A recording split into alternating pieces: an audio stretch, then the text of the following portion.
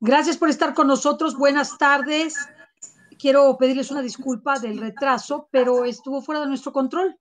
Nosotros hemos puesto todo el esfuerzo necesario, sin embargo, la plataforma que usualmente tenemos, pues no funcionó, así que no pudimos transmitir y le digo al padre Tadeus que es el culpable de decir tantas buenas cosas.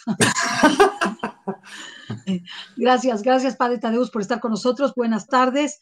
Gracias a todos los que nos ven y nos escuchan el día de hoy.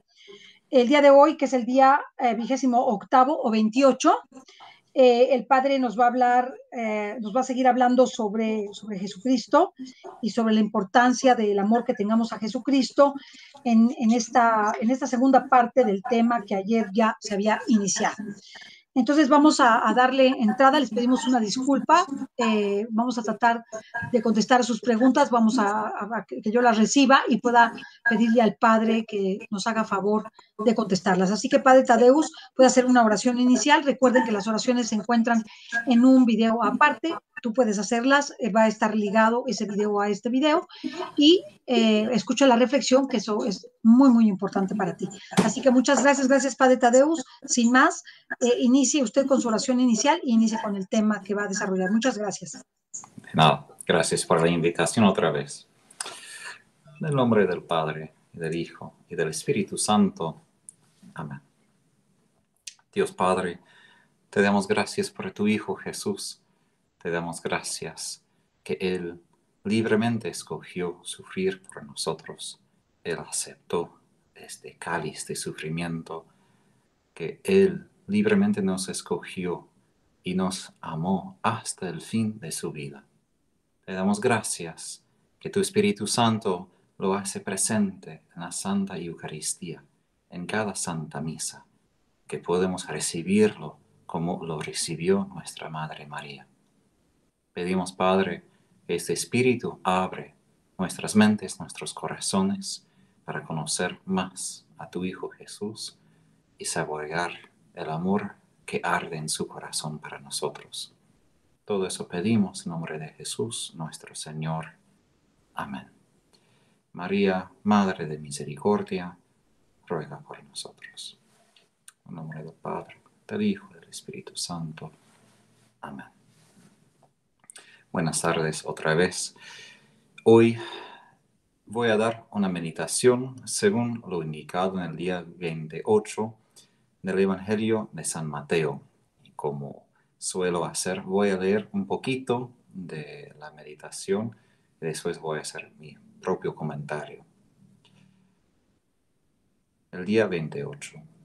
Cuando Jesús hubo terminado esos discursos, dijo a sus discípulos: sabéis que dentro de 2 días es la Pascua, y el Hijo del Hombre será entregado para que lo crucifiquen. En el Evangelio de San Mateo existe una estructura a lo largo del Evangelio entre las palabras y enseñanzas de Jesús y sus acciones. Él es presentado como el nuevo Moisés, el que enseña la nueva ley, pero no solo como alguien que enseña. Él al fin es el Salvador, quien salva no solo por sus palabras, pero más que todo a través de sus acciones. Un beato arzobispo Jorge Matulaitis, quien renovó nuestra comunidad mariana, dijo que Jesús nunca hacía más que cuando no podía hacer nada. Nunca hizo más cuando no podía decir nada, cuando estaba clavado a la cruz. Lo que es una paradoja, porque para nosotros pensamos en el rendimiento, en la productividad, en la capacidad de hacer muchas cosas. Pero Jesús redimió el mundo justo cuando no podía hacer mucho. Y esto es una cosa bien importante, nuestra meditación sobre Jesús y también sobre María, su madre y nuestra madre. Sí hablan, pero más que todo actúan. En la meditación sobre las virtudes evangélicas de María, Pablo VI dijo que palabras instruyen, pero ejemplos atraen.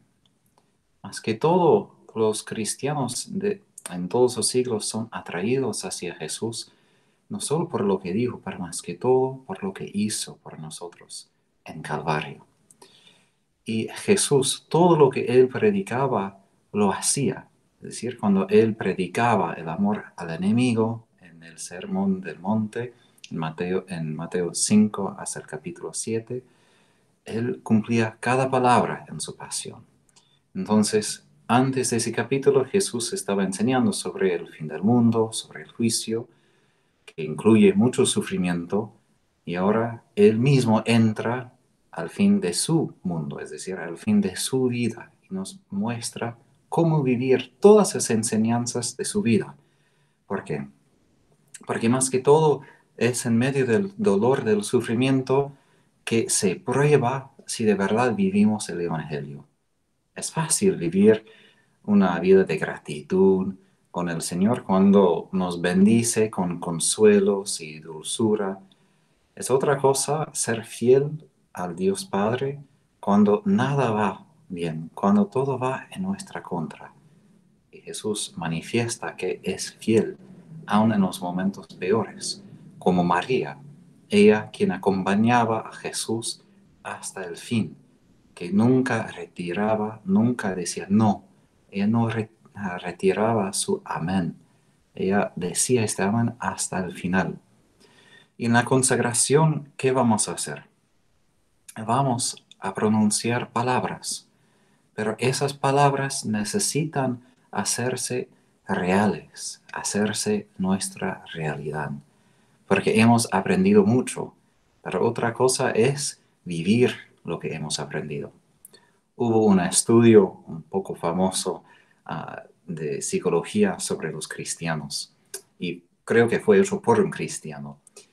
Y lo que hicieron fue tener un grupo de cristianos y primero hicieron una encuesta de cómo podrían describir su sentido de humildad, si se sentían humildes. Y bueno, muchos decían que no se sentían humildes para nada.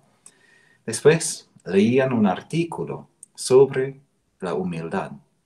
Y después de leer el artículo, de vuelta cumplieron otra encuesta.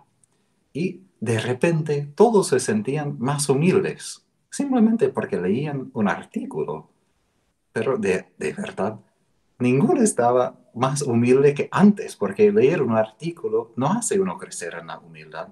Aún más, como Pablo dice, leer y saber y conocer más es una tentación muchas veces a la soberbia. Entonces, necesitamos cuidarnos de equivocar, que simplemente porque me gusta la idea de estar consagrado a María, las ideas contenidas, por ejemplo, en ese folleto que me agradan, me animan, no quiere decir que de verdad voy a vivir todas esas palabras. Eso es otra cosa. Una cosa es que me encanta la idea. Otra cosa es que la idea quizás no me encanta, porque la realidad de la cruz, por ser la cruz, no encanta a nadie, ni a Jesús. Él mismo rezaba y pidió al Padre que quitara de él este cáliz. Entonces, no podemos simplemente suponer de que habiendo estado felices de hacer la consagración o felices de leer esa enseñanza, que de inmediato vamos a poder poner todo eso en práctica. Eso va a exigir más oración, más tiempo, muchas oportunidades para que esas palabras que decimos en la consagración final se hace realidad, se hace una realidad cotidiana y no simplemente un deseo, porque es fácil decir las palabras como un deseo, como promesa, pero debemos cumplir la promesa, debemos vivir la promesa. Y Santa Teresa de Ávila, describiendo los religiosos, ella dijo que a veces damos a Dios todo en nuestras manos, pero después empezamos a sacar unas cosas. Empezamos a tomar de vuelta lo que hemos puesto en sus manos porque no estamos tan seguros de ofrecer todo, ¿no? Entonces es importante cumplir esa promesa de ser cristianos de nuestra palabra, palabra que se hace carne, palabra que se cumple. Y eso es una característica de Dios, que lo que Él dice, cumple. Vemos esto en las primeras páginas de Génesis, cuando dice que haya luz, se hizo la luz. Y lo mismo cuando Jesús, en lo que vamos a meditar ahora, dice, este es mi cuerpo, se hace su cuerpo. Seguimos. Mientras comían, Jesús tomó pan, lo bendijo, lo partió y dándoselo a sus discípulos, dijo, tomad y comed, este es mi cuerpo.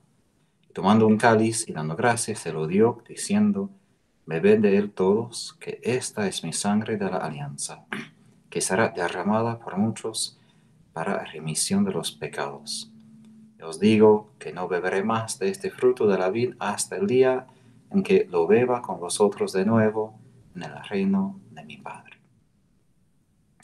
Aquí se resume en un párrafo toda la vida de Jesús, su persona, su misión, todo. Porque en dar su cuerpo, en dar su sangre, Él da de todo quien es hacia nosotros. Y eso no solo es una acción, esto expresa quién es Él en su esencia como hijo. ¿Por qué? Él diciendo esas palabras transforma la realidad a través de sus palabras. Porque Él tiene ese poder de Dios, de lo que dice, hace. Y nosotros como cristianos compartimos ese poder de Dios con el Espíritu Santo. Y por eso las oraciones tienen efecto. Y también cuando decimos que no debemos maldecir, maldiciones tienen efecto porque tienen poder nuestras palabras. Y aquí vemos, Jesús tiene ese poder sobre pan, sobre vino, de transformarlos completamente. Pero desde afuera no cambian. Eso es parte de nuestra consagración. Santa Faustina, pensando, meditando sobre la realidad de la Eucaristía y su propia misión, se dio cuenta que ella necesitaba convertirse en una hostia. ¿En qué sentido? De que desde afuera ella iba a ser la misma persona, la misma hermana en la vida religiosa, y ella iba a cumplir todas esas tareas como normal, y nadie iba a distinguir que era diferente, pero desde adentro ella quería ser completamente transformada, completamente, sin reserva. Como no decimos que Jesús está en el pan. Ahora no queda pan, es solo el cuerpo de Jesús. Es decir, completamente transformado. Y así ella quería. Y como personas consagradas a través del bautismo, a través de esa consagración a María, vamos a vivir una vida normal. Es decir, no para ser santos, para ser hijos e hijas de María, para ser sus esclavos, no es necesario tener una vida extraña, una vida que no es simplemente lo común. Hasta ayer, anteayer, para el oficio de las lecturas en el breviario para los sacerdotes, habíamos leído una carta a Diogneto donde decía que los cristianos desde afuera no se distinguen en nada, viven en el país, pagan impuestos, tienen matrimonio, pero desde adentro son diferentes porque viven según el amor. ¿Y esto por qué es importante? Porque desde adentro es importante dar ese sentido de amor a nuestras acciones, a nuestros padecimientos. Porque desde lo exterior, ¿qué pasó con Jesús? Murió una muerte terrible, de sufrimiento, de tortura. Crucifixión fue la pena de muerte más cruel en el mundo antiguo. Eso fue desde afuera, pero desde adentro, el significado que Jesús dio a todo esto, que era amor. Eso es la diferencia. Vamos a padecer lo mismo que los demás. Jesús no promete que, porque eres mi discípulo, todo te va bien. No, hasta promete que no. En ser mi discípulo tienes que seguir a mí, a propósito, hacia Calvario, hacia la cruz. Pero donde el mundo solo ve sufrimiento, nosotros vemos desde adentro que es amor. Que ahí se transforma el Espíritu Santo a nosotros. Entonces, en esa consagración participamos, en esa consagración de la misa, donde el Espíritu Santo da sentido a todas nuestras vidas, a lo que padecemos, lo que sufrimos, nuestros enojos, alegrías, todo. Porque da sentido en dirigir todo esto hacia el Padre. Porque Jesús en dar a sí mismo, lo dio a sí mismo, se dio a sí mismo, porque en agradecimiento, en gratitud al Padre, por todo lo que había ya recibido de Él.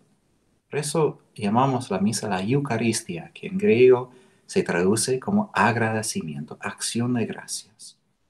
Es decir, lo que Jesús hacía no fue como un sacrificio de que Él hizo una cosa extraordinaria de su buena voluntad. No, Él hizo simplemente una acción de gracias, gratitud por todo lo que el Padre ya lo había hecho. Nosotros también, esa consagración no es algo que extraordinaria, que nosotros hacemos extra, no. Es una acción de gracias, es una manera de participar en esa consagración de Jesús por el Espíritu Santo para la gloria de Dios Padre, que incluye como primera persona a María, porque ella estaba junto al pie de Jesús crucificado. Y María quiere incluir a nosotros en esa misma consagración que de Jesús, que ella tenía con ese mismo espíritu, y ella quiere compartir esa transformación con nosotros. Y por esto es importante esa idea de que el domingo, yo sé en diferentes países a veces el domingo es considerado el día último de la semana, el lunes el primer día, pero al menos en Estados Unidos es considerado el primer día de la semana. Perdón. En mi entendimiento, en la teología es importante entender que la misa es el primer día de la semana. Es decir, que nosotros como Jesús ofrecemos nuestras vidas, penas, dolores, dificultades en avance. Jesús ofreció a sí mismo antes de su sufrimiento. Y nosotros también.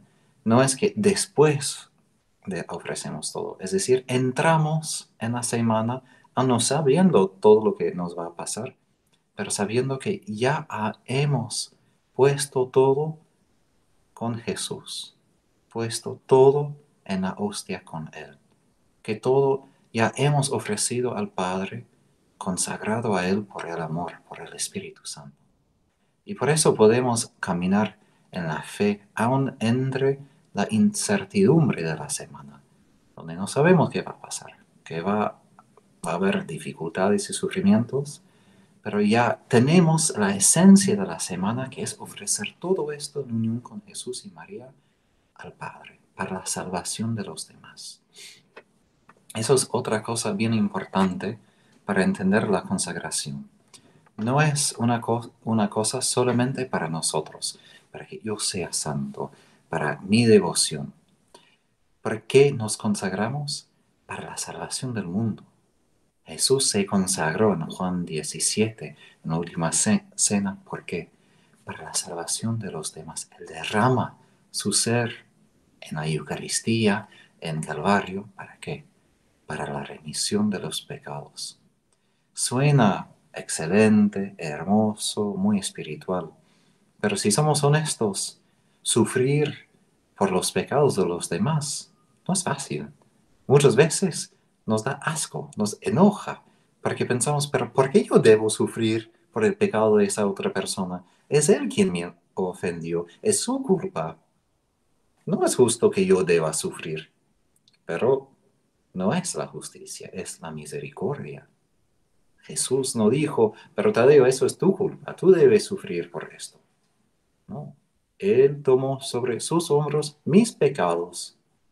Y de la misma manera en nuestra consagración, esto sirve para los demás, para su salvación, para los pecadores que no merecen lo que hacemos, como yo tampoco merezco la salvación que yo he recibido gratis de Jesús.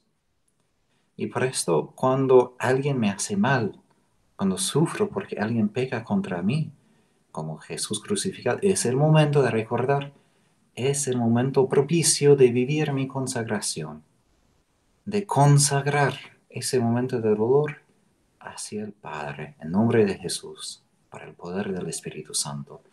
Y por eso el obispo Fulton Sheen de Estados Unidos, una vez dijo que el problema del mundo no es que haya demasiado sufrimiento. Hay demasiado sufrimiento perdido, no ofrecido a Dios. Y esto sí es verdad. Imagínense cuánto sufrimiento está y cómo sería el mundo si todos ofrecieran su sufrimiento a Dios como Jesús lo hacía. El mundo sería redimido. Si miramos las vidas de los santos, cómo ofrecían todo su sufrimiento, salvaban muchas almas. Santa Faustina, por ejemplo, me imagino, son millones de personas que ella salvaba a través de su sufrimiento. Y eso es toda la humanidad. Entonces, es importante recordar de que nuestra consagración consiste en participar en la pasión de Cristo, participar en la Santa Misa, no solo en sacramento, pero también en realidad, porque Jesús no solo hizo la Eucaristía, vivió lo que la Eucaristía expresa.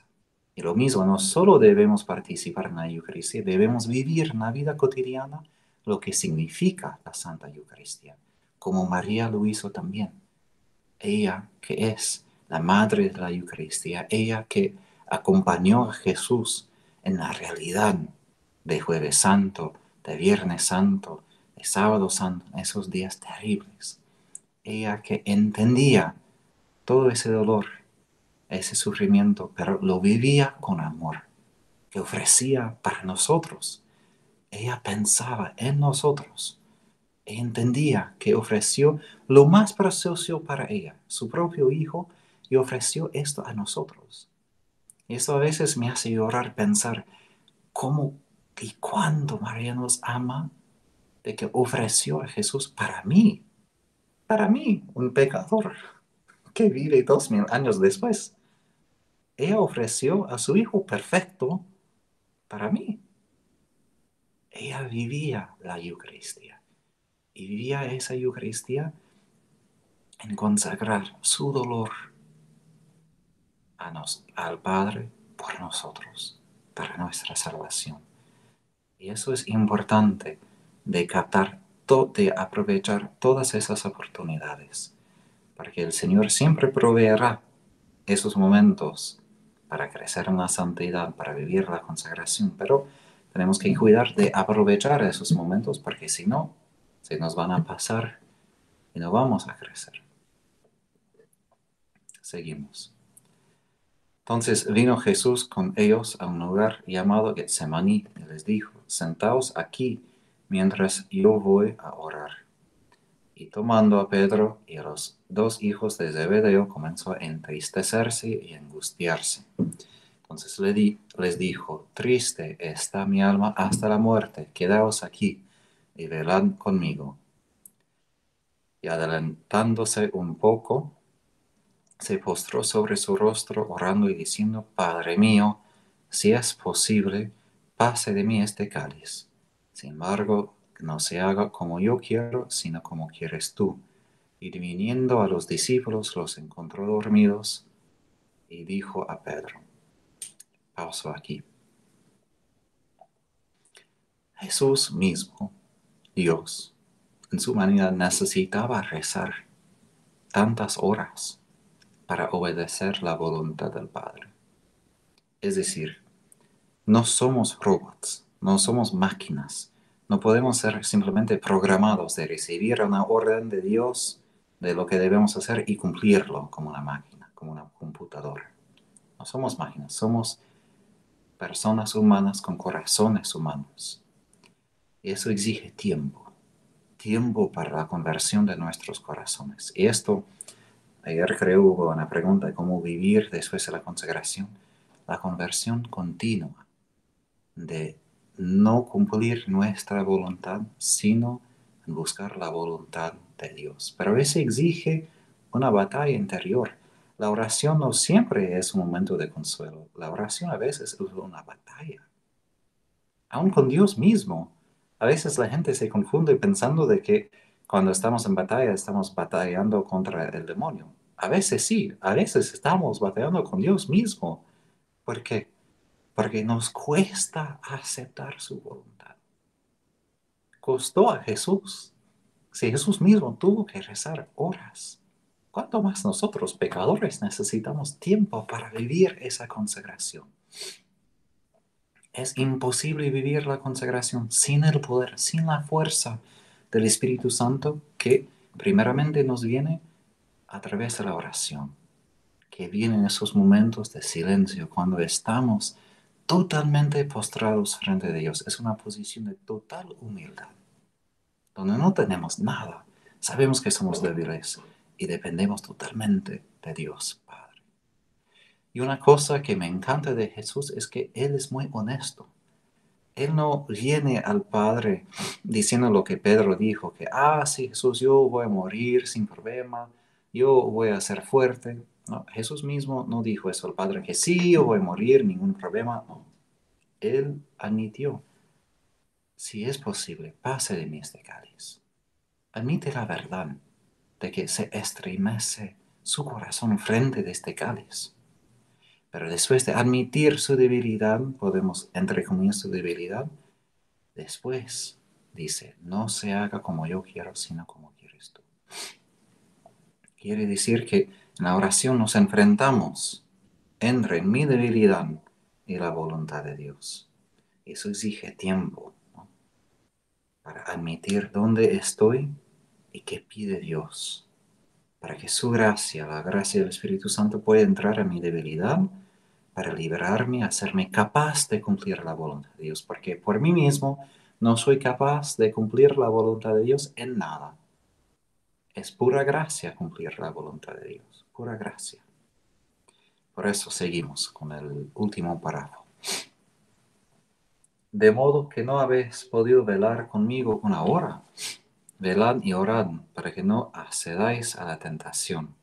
El espíritu está pronto, pero la carne es flaca. De nuevo, por segunda vez fue a orar, diciendo, Padre mío, si esto no puede pasar sin que yo lo beba, hágase tu voluntad. Y volviendo otra vez, los encontró dormidos, tenían ojos cargados. Dejándolos de nuevo, se fue a orar por tercera vez, diciendo aún las mismas palabras. Luego vino a los discípulos y les dijo, dormid ya y descansad, que ya se acerca la hora y el Hijo del Hombre va a ser entregado en manos de los pecadores. Levantaos, vamos, ya llega el que va a entregarme. Aquí vemos el opuesto de Jesús. Pedro y los otros discípulos que no pueden rezar o no escogen rezar. ¿Y qué pasa? Son débiles, no pueden hacer lo que Jesús les pide. En el momento más importante de la vida de Jesús, cuando necesita apoyo en su humanidad, ellos no pueden proveerlo. ¿Por qué? Porque no están rezando. La carne es débil. Y esto describe a muchos de nosotros de que el espíritu está pronto. Queremos, tenemos el deseo, pero después, ¿qué pasa en la realidad? La debilidad nos oprime y no podemos vivir de verdad. Y eso es triste, porque no vivimos todo lo que queremos. Vivimos quizás la mitad de lo que queremos, aún menos, porque vivimos no según la voluntad de Dios, vivimos según nuestra debilidad, ¿no? Y no tiene que ser así. Podemos rezar con Jesús, podemos estar, aun cuando estamos dormidos, cuando estamos débiles, pero el asunto es intentar estar al lado de Jesús, aun en nuestra debilidad, para aprender a rezar con Él. Porque si no, no vamos a poder pasar la hora con Él, no vamos a poder cumplir con la consagración, porque sabemos lo que pasó. Los otros que hicieron se huyeron. Solo Juan estaba al Calvario junto a Jesús con María, y María Magdalena y dos otros. Todos abandonaron a Jesús porque no se habían preparado. Porque en un momento no podemos simplemente por la fuerza de la voluntad decir que así voy a ser fiel a Jesús. No. Si no hemos preparado a nosotros mismos, no podemos ser fiel en el momento de la prueba. Por eso es tan importante las oraciones finales del Padre Nuestro. No nos permites caer en la tentación y líbranos del mal. Esa palabra tentación no refiere a una tentación normal en griego, perasmos, refiere a la última prueba, una prueba final que pone en peligro la salvación propia y del mundo. Es una prueba grande. Y debemos, por un lado, preocuparnos por esto. Yo como sacerdote me he dado cuenta que el enemigo ataca mucho más que yo había esperado, que hay pruebas que nunca había esperado ni pensado que iba a pasar. Pero el enemigo es terrible. Y aprendí que es importante prepararme ya en avance mucho, no dejar de ser vigilante, porque el enemigo está. Él busca la manera de hacernos caer y Él busca dónde está nuestra debilidad, dónde podemos como dormir. Y dormir en ese sentido no es simplemente dormir físicamente, porque eso no hace mal. El Señor mismo dormía mucho durante su vida, pero es un dormir espiritual, donde no prestamos atención al mundo espiritual. No estamos buscando al Señor. Estamos dormidos, aun cuando estamos muy activos, pero no estamos presentes a Dios. No estamos conscientes de lo que pide, de lo que hace, de cómo vivir nuestra consagración. Entonces es importante preguntar, ¿dónde estoy yo dormido? ¿Dónde yo no vivo una vida en unión con Dios? Y puede ser aún en cosas que no son malas en sí. Yo, por ejemplo, me he dado cuenta que yo hago ejercicio porque era nadador cuando era joven. Y a veces cuando hago el ejercicio, como es una cosa que no tiene que ver con Dios. Y me di cuenta, no, aún esto tiene que ver con Dios. Eso no está fuera de mi vida consagrada, mi sacerdocio. Todo debo ofrecer a Dios. Todo. Al mirar la televisión, si la veo, cualquier cosa, todo debe ser parte de esta consagración. Y termino con esto, de que la consagración se traduce a una santidad cotidiana. Por esto, esas palabras de no dormir, de no simplemente descansar ya ahora, porque nuestro descanso eterno viene ya en el cielo. ¿Qué pasa? María tenía una santidad, sí, extraordinaria en sí, porque es la Madre de Dios, pero si uno pasaría por su casa, uno podría ver una mujer sencilla, humilde, limpiando la ropa, barriendo la casa, preparando la cena, todo esto, ¿no? Ella fue una mujer, entre comillas, normal, pero a través de esa vida normal, como una hostia de todo lo normal, se escondía cómo extraordinaria ella era. Y así debemos ser nosotros, de aprender de ella, a decir sí, sí, amén, que se haga tu voluntad, porque así Jesús mismo aprendió de ella esa espiritualidad, de decir sí en las cosas pequeñas de cada día, para que cuando viene el momento de la prueba, el momento final, vamos a decir la misma cosa. Sí, que se haga en mí, según tu voluntad. Gracias. Padre Tadeos, muchísimas gracias. ¿Me ve y me escucha? Sí, ¿verdad? Sí, sí, sí.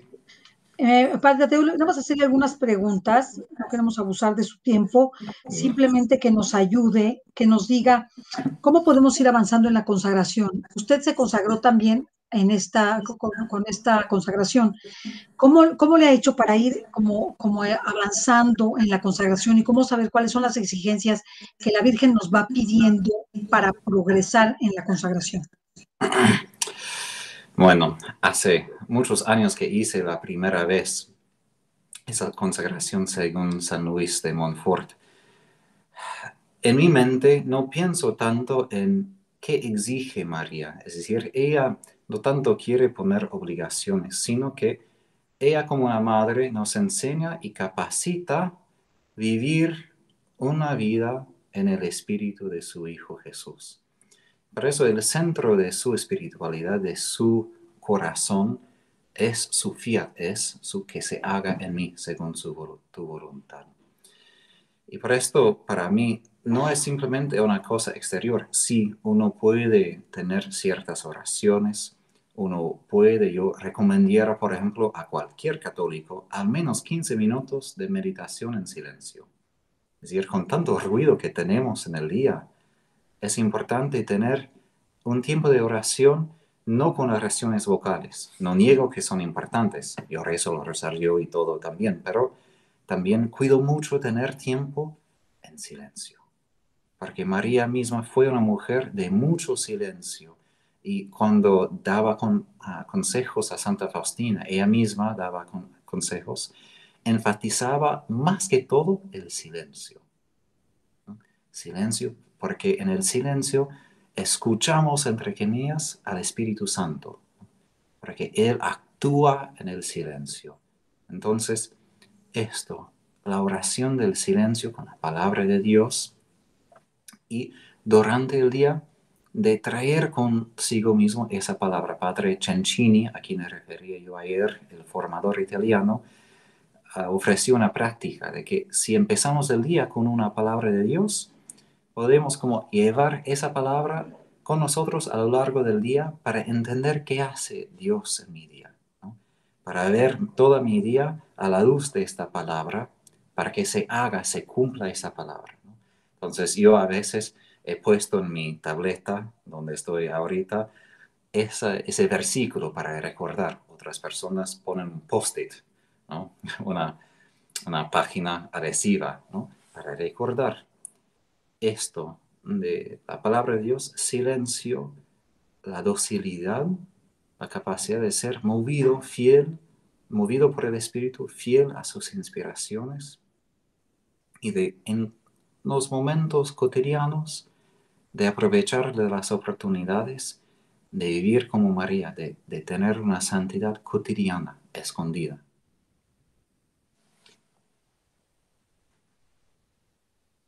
Perdón, no escucho, le veo, pero no escucho. Perdóneme, es que me silencio para no, por cualquier sonido que pueda afectarnos. Pero le quiero preguntar, hay algunas personas que manifiestan tener resentimiento muy fuerte por razones profundas, es decir, frente a personas y familiares cercanos. ¿Qué les sugiere hacer para salir de esa circunstancia? Sí, resentimiento, enojo, ira, son emociones secundarias. Quiere decir que en el cuerpo humano, donde se sitúan todas esas emociones, tenemos básicamente dos emociones como principio de todo. El placer, algo que me agrada, y el dolor, lo que no me agrada. Entonces, primero, el enojo de dónde viene? Del dolor. Algo me duele, algo no me hace bien. Y el amor, ¿qué es? Busca el bien de la otra persona. Entonces, cuando estamos en dolor, ¿cómo lo interpretamos? Aún inconsciente, esa persona no me ama porque me causó dolor, no me hizo bien, ¿no? Entonces, de vuelta, ¿qué hace surgir en nosotros? Primero, tristeza, porque nadie está feliz cuando está en dolor, por el dolor mismo. Segundo, el enojo, que, ¿qué quiere hacer? Quiere quitar ese dolor de mi vida. Entonces, si esa persona es la causa de mi dolor, la va a quitar de mi vida, ¿no? O si esta cosa, esa enfermedad es la causa, la raíz de mi dolor, la voy a quitar de mi vida, ¿no? Pero con personas no debemos echar personas de la vida. Es decir, que podemos tener límites con personas a causa del abuso, de muchas cosas, ¿no? Pero como cristianos siempre distinguimos entre la persona que es redimida ya por Cristo y sus pecados, ¿no? Porque el mismo Señor hizo esa distinción conmigo, ¿no? Vio que soy más grande que mis pecados, ¿no? Entonces, para entender, para manejar mejor esas emociones, primero, ¿qué diría yo prácticamente? De punto de vista psicológico, diría, escriba todo lo que duele, todo el enojo, pon en palabras. Porque cuando podemos poner en palabras las emociones, nosotros podemos manejar las emociones, porque ¿qué pasa si no? Si no podemos expresar en palabras de buena manera lo que nos duele, esas emociones nos van a controlar a nosotros, nos van a manejar a nosotros. Porque una cosa es estar enojado con alguien y quizás por buena razón, ¿no? Porque el enojo, según Santo Tomás de Aquino, puede ser una virtud, porque hay cosas que hay que corregir. En un mundo caído, la justicia no existe y debo esforzarme para crear la justicia de vuelta, ¿no? Pero mucho depende de la manera que lo hago. Muchas veces el enojo nos maneja a nosotros, ¿no? Y Jesús, cuando se enojó, él nunca perdió el control de sí mismo. Su enojo siempre servía a su propósito de amar, ¿no? Y eso es lo importante. ¿Cómo sanamos lo que nos hiere al profundo de nuestro ser? La falta de amor. Y no solo la falta de amor de los demás, es mi falta de amor. Es mi decisión de no amar en esa situación. ¿Y dónde comienza toda sanación cristiana? En la decisión de que aun si me maltratan todos, aun si estoy en una situación peor, aun si estoy completamente enojado, voy a decidir amar. Porque el amor cristiano no es un sentimiento, ni es simplemente que algo me agrada, es una decisión que viene por la gracia del Espíritu Santo de decir, aun con todo esto, decido amar, decido buscar el bien de la otra persona, quien no buscó mi bien, ¿no? Entonces, cuando yo hablo del perdón, pienso en Jesús. Cuando Él fue clavado a la cruz, ¿qué pasó? Él dijo en ese momento, Padre, perdónalos, no saben lo que hacen. Él no podía parar el dolor, estaba físicamente en muchísimo dolor. Pero ¿qué hizo? Él ofreció al Padre ese dolor. Él no echó en la cara de los que lo crucificaron ese dolor.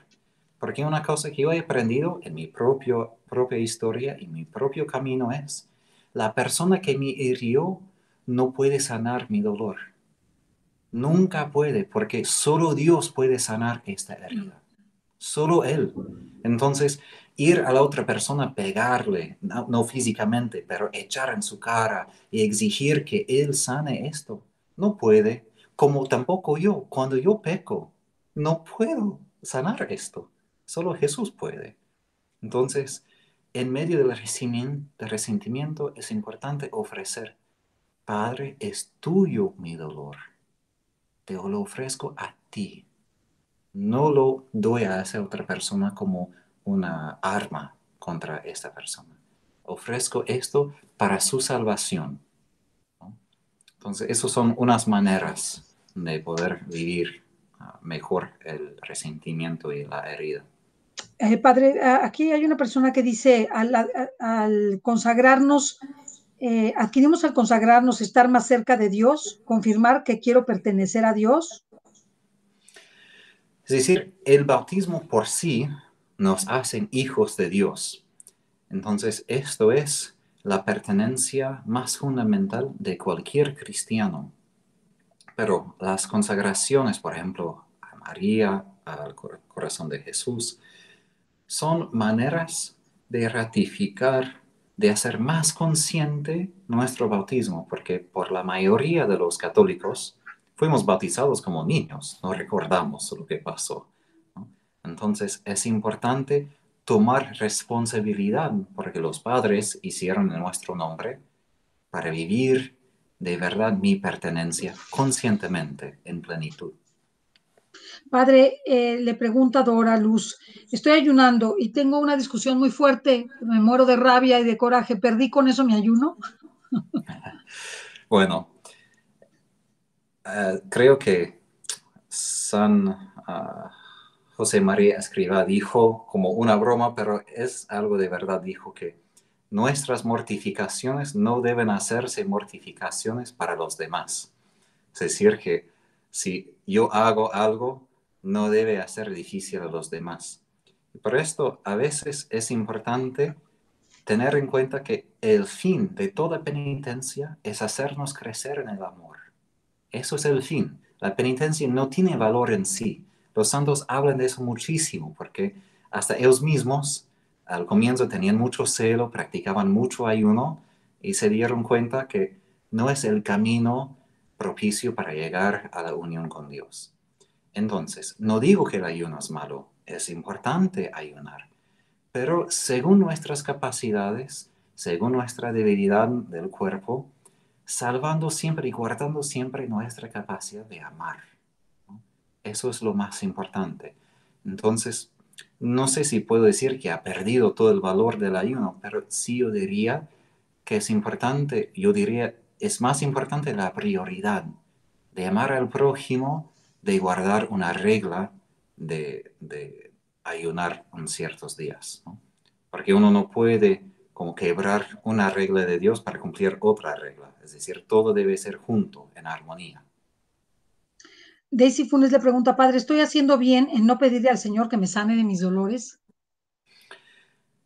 El Vaticano publicó un documento sobre la sanación y dijo que el pedido para la sanación o de cuerpo, de espíritu, es un pedido normal, natural y un pedido bueno.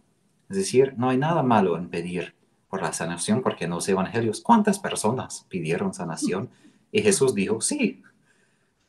Entonces, no hay nada malo en pedir. Solo es malo si pedimos de tal modo que exigimos que tienes que sanarme, tienes que quitarme esa enfermedad. Esto no. Es decir, Dios siempre sana. Al menos esa es mi experiencia y así creo yo como teólogo. Dios siempre sana, así es. Pero la pregunta no es si sana, la pregunta es ¿qué quiere sanar? A veces no quiere sanar ese dolor, quiere quizás hacerme crecer en caridad, en amor. Él quiere sanar mi falta de amor. Entonces, yo creo que es importante siempre pedir la sanación de Dios, pero dejar en sus manos lo que quiere sanar hoy para nosotros. Ana Pineda, o Pineda, perdóname, Ana Pineda dice, ¿cómo ofrecer mi sufrimiento si mi hijo es alcohólico y demasiado irrespetuoso conmigo? A lo mejor estoy purificando mi mismo pecado con todo esto. ¿Qué piensa, padre?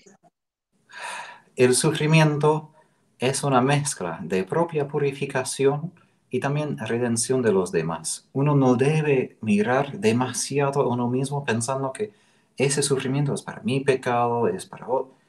Deja todo eso en las manos de Dios, porque ¿qué pasa? Es una tentación de mirar a uno mismo en vez de mirar a Jesús. Deja que Jesús entienda lo que está haciendo con nosotros. Nuestra parte es mirar a Él. ¿Y cómo consagrar esto?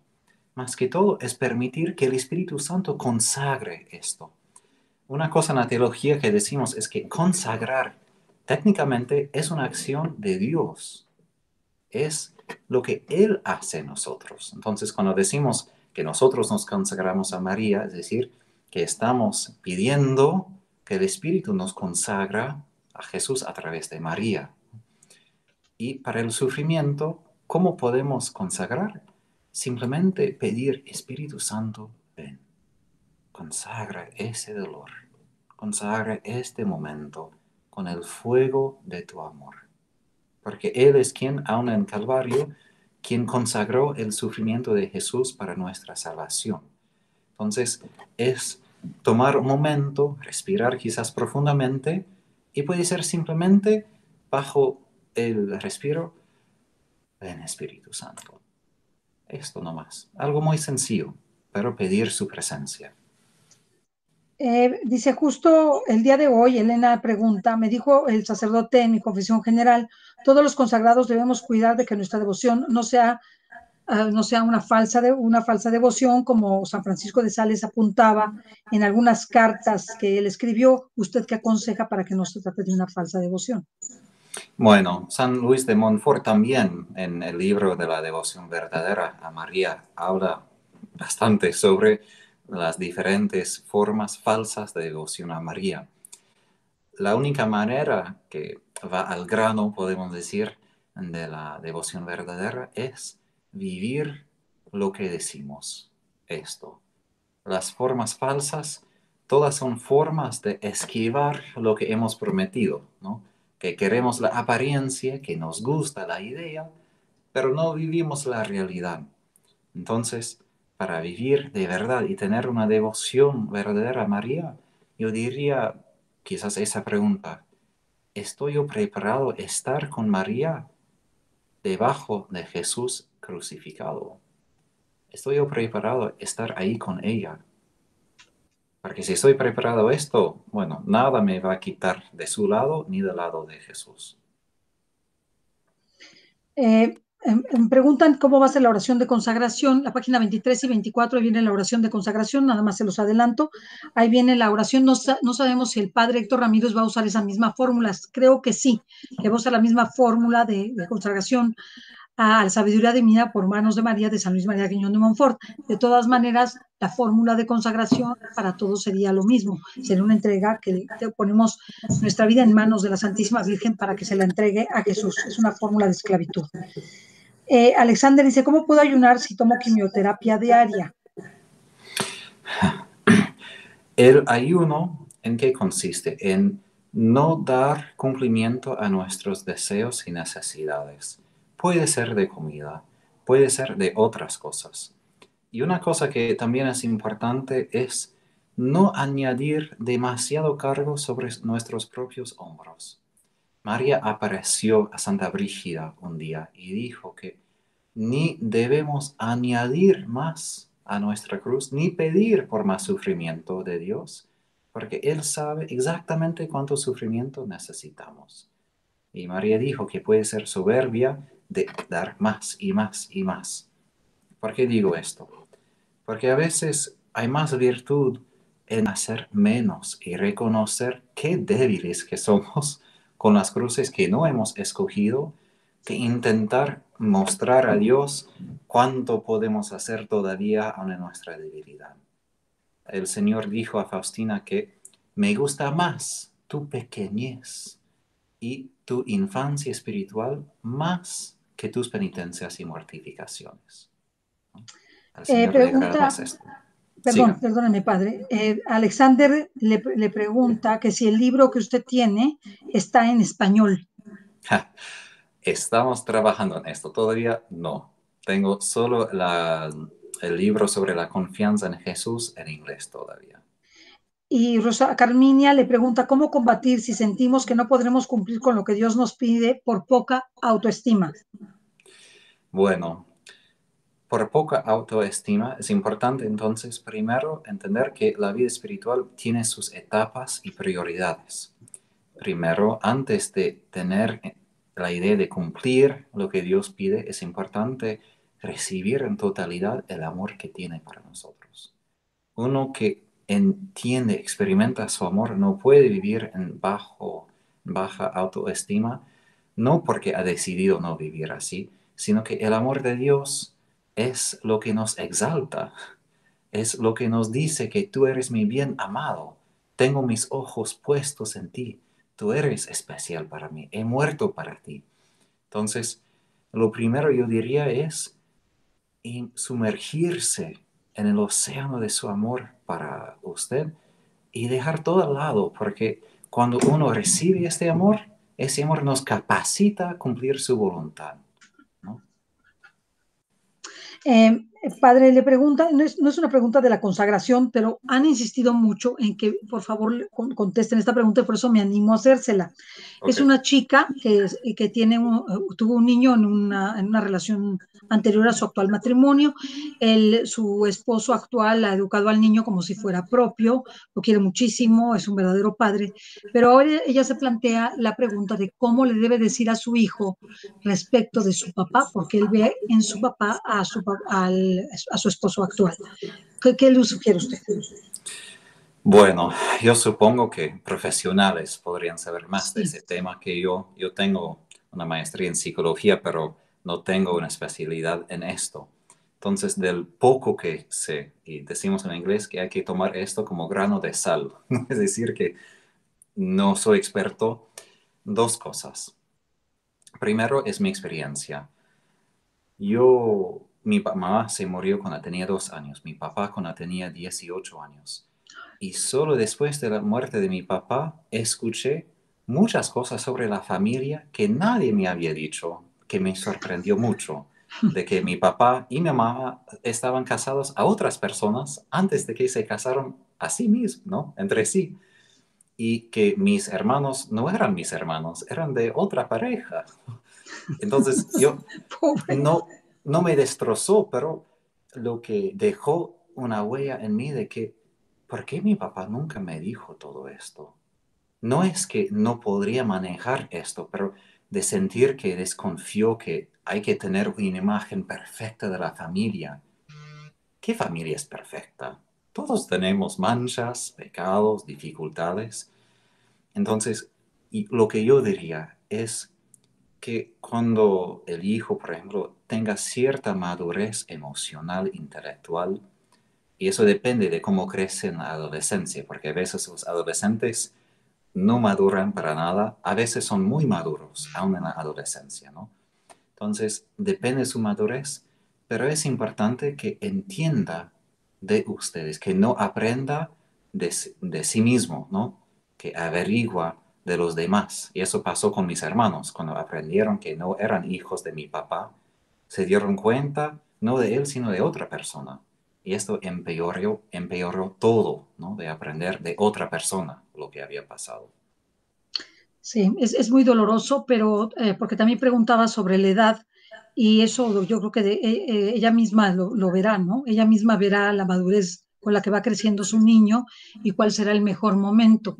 Sí, Yo creo que para las malas noticias, porque esta es una mala noticia en un sentido y ya con madurez es una buena noticia, conocer la verdad, pero creo que deben darse en el mejor momento emocional de la persona, no en el peor, sí. ¿no?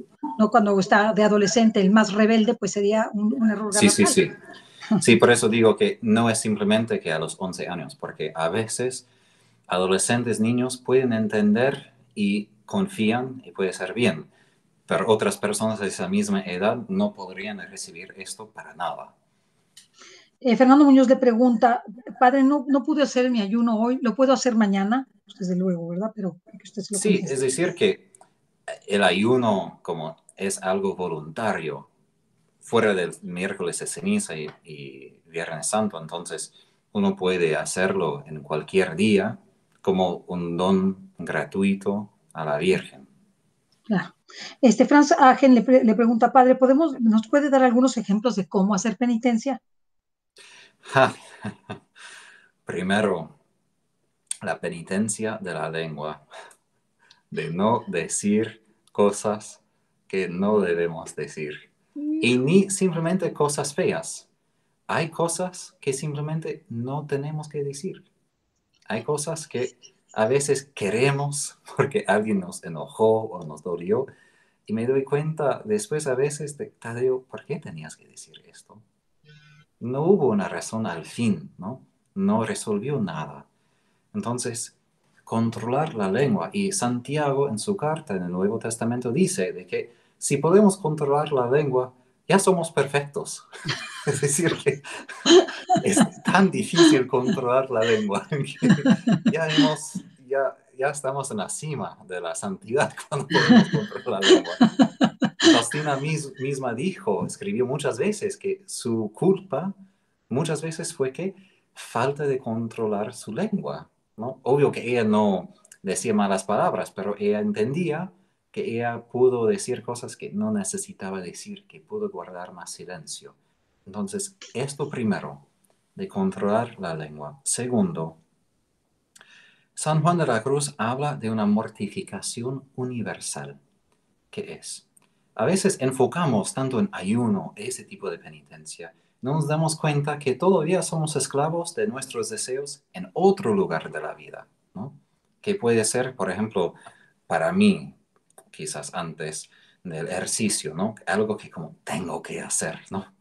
Bueno, no tengo que hacerlo. Si un día no tengo tiempo, si mis deberes no me permiten, está bien, es mi tiempo propio, ¿no? Para despejar mi mente, relajarme un poco, pero utilizo ese ejemplo porque eso también es un ayuno, es un tipo de mortificación que he perdido lo que yo deseaba. Entonces, es importante aprovechar de muchos momentos cuando el amor hacia Dios o al prójimo hace perder algo que yo quería, ¿no? Que puedo ofrecer tiempo, por ejemplo, de que yo quería hacer esto y en vez de hacer lo que yo quería, ayudo a otra persona, ¿no? Entonces, todo esto, una cosa, no sé, por ejemplo, en los países por ejemplo, de Centroamérica y de Sudamérica, pero en Estados Unidos la cantidad del tiempo que la gente pasa mirando la televisión sería un ayuno bien importante dejar de pasar tanto tiempo en la televisión y leer libros sobre Dios o salir y estar con otras personas. Porque al fin de la vida, ¿qué vamos a decir a Jesús? Que hemos pasado años frente a la televisión. Qué vergüenza. No, no Qué quiero decir vergüenza. esto a él, ¿no? Qué Entonces, vergüenza. Y me dice Carmen López, padre, ¿cómo puedo hacer silencio? Porque no puedo. Cuando lo intento siempre termino hablando. bueno, primero, no es simplemente por esfuerzo. Cuando yo utilizo la palabra silencio, el silencio cristiano no es simplemente estar en un vacío mental o un vacío de ruido. Silencio es el lugar donde puedo prestar atención a Dios. Puedo prestar atención a mi propio corazón. Entonces, el silencio es un modo de prestar atención no simplemente a otras personas, lo que me está pasando afuera, pero lo que está pasando adentro. Entonces, si uno se da cuenta de tanto lo que pasa en el corazón, de tanto lo que Dios hace y dice en el corazón, uno va a tener más silencio. Yo, por ejemplo, a veces he dicho a Jesús, ya basta, Jesús, tengo otras cosas que hacer. Por favor, deja de instruirme o decirme cosas.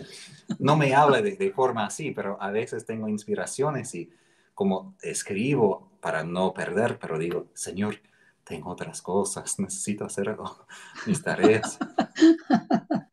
Pero son momentos de que me di cuenta de que no es que Jesús no hable, es que yo no presto atención suficiente muchas veces, ¿no?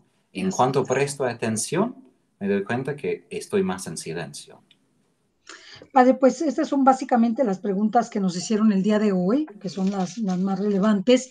Darle las gracias, creo que nos ha servido mucho porque en estas meditaciones que usted nos hizo, cambiamos un poco el chip de lo más sencillo, de lo más trivial que puede ser la pregunta para la consagración a algo más profundo. Y yo Wow. creo que eso gustó muchísimo al auditorio, a nosotros también, pero nos da la idea de que nosotros no nos podemos quedar en la sencillez de que si puedo o no consagrar, si puedo o no hacer, sino como que ir a una intimidad mayor con Jesús a través de María, ¿no? O por Sí, Jesús a través de María. Entonces creo que esto nos ayudó muchísimo, su reflexión. Muchísimas gracias y esperamos contar con usted porque vamos a seguir consagrando sí, y invitando a las personas a la consagración y también haciendo diferentes actividades que se refieren a los momentos importantes de la iglesia como Corpus Christi, el Sagrado Corazón de Jesús y el Inmaculado Corazón de María y tantas fiestas de nuestra iglesia que necesitamos, en las que necesitamos profundizar. Así que le agradecemos mucho, Padre Tadeo. Muchas gracias a todos los que nos ven y nos escuchan. Les pedimos una disculpa de nuevo por las tardanzas, pero estuvieron fuera de nuestro control y entendemos que es parte de lo que tenemos que aprender a hacerlo con mucha paciencia y mucha alegría, porque es que el Señor quiere que nosotros frente a la adversidad siempre estemos serenos y muy contentos. sí. La penitencia. Esa es la penitencia. Pagamos lo que hacemos con mucha alegría. Y pues en estos días mi hermana Jenny, que está trabajando con nosotros, me ha enseñado mucho esa alegría a pesar de la adversidad. O sea, pues puede ser que nos salga mal, pero estar alegres y quizá las personas se ponen muy tensas o piensan por qué están riendo o por qué están tan alegres. Pues estamos alegres porque es algo que el Señor nos pide, estar alegres frente a la adversidad. Así que muchísimas gracias, Padre. Dios le bendiga y estamos en contacto en la consagración que va a ser el 13 de mayo para que usted también nos siga y vamos a intentar que usted siempre esté ligado a nosotros en las siguientes consagraciones si su agenda se lo permite. Perfecto. Muchísimas gracias. ¿Puedo Gracias, dar Padre. la bendición Sí, final? por favor, por favor, El Señor esté con ustedes. con tu espíritu.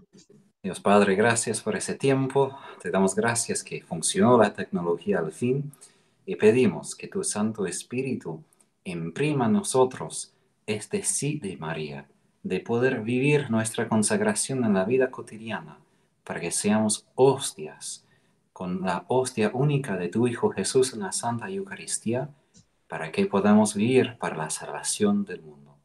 Y la bendición de Dios Todopoderoso, del Padre, del Hijo y del Espíritu Santo, descienda sobre ustedes, permanezca para siempre. Amén. Amén. Gracias, gracias, Padre. Hasta la próxima.